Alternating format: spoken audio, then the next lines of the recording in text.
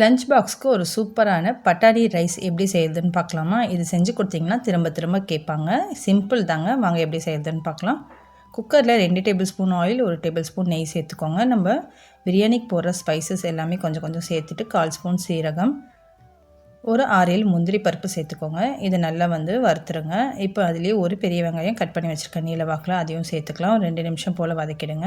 கூடவே 1 ஸ்பூன் இஞ்சி பூண்டு பேஸ்ட்டு சேர்த்துட்டு இதை நல்லா வதக்கிக்கலாம். இப்போ ஒரு கைப்பிடி அளவுக்கு புதினா, கொத்தமல்லி, 4-5 கருவேப்பிலை, 2 பெரிய பச்சை மிளகாய் சேர்த்து அரைச்சிக்கலாம். அரைச்ச பேஸ்ட்டு இதில் சேர்த்துக்கலாம். இதோடைய காரத்துக்கு பச்சை மிளகாய் மட்டும்தான் சேர்த்துருக்கேன். இப்போ இது கூடயே ஊற வச்ச 1 கப் பட்டாணி சேர்த்து கொஞ்சமாக உப்பு சேர்த்து நல்லா வதக்கிக்கலாம்.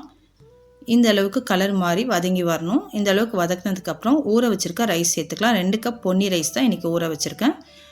அதை சேர்த்துட்டு நல்லா மிக்ஸ் பண்ணிக்கோங்க.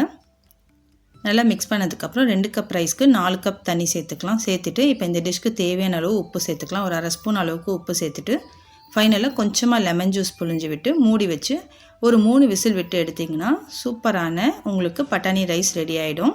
இதுக்கு காம்பினேஷனாக ஒரு சிம்பிளான சிக்கன் வறுவல் கீழே லிங்க்கில் கொடுத்துருக்கேன். தேவைப்படுறவங்க செக் பண்ணிக்கோங்க. வீடியோ பிடிச்சிருந்தா லைக் பண்ணுங்கள். நெக்ஸ்ட் வீடியோவில் பார்க்கலாம். பாய்.